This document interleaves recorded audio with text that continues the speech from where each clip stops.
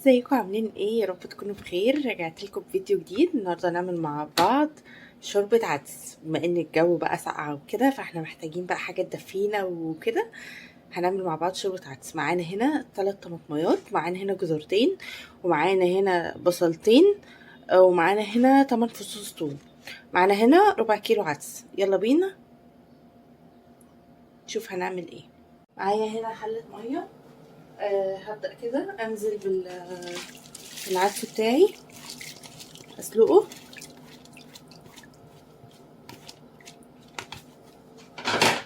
وهنزل بالخضار بتاعي كله.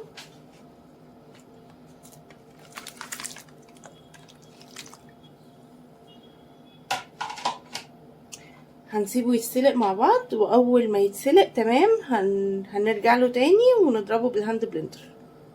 كده اتسلق، هنبدأ بقى كده نضربه بالهاند بلندر.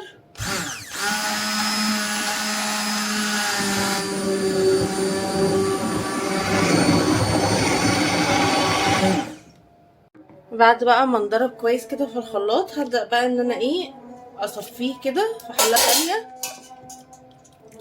من الشوائب بتاعته كلها، والقشر بقى بتاع العدس والبصل والطماطم وكده. هبدأ بقى كده اصفيه واحدة واحدة.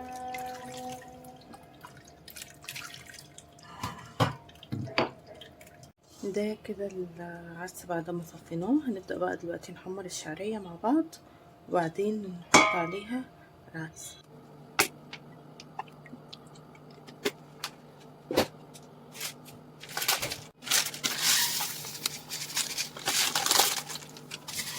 نبدأ بقى كده نحمر شوية.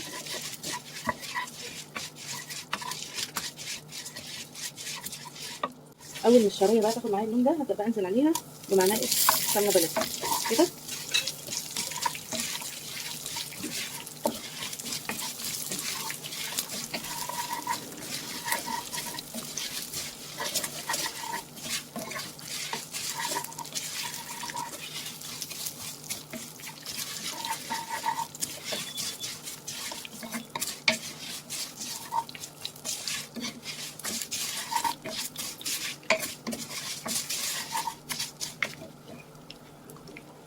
هبدأ بقى انزل واحدة واحدة كده بالعدس.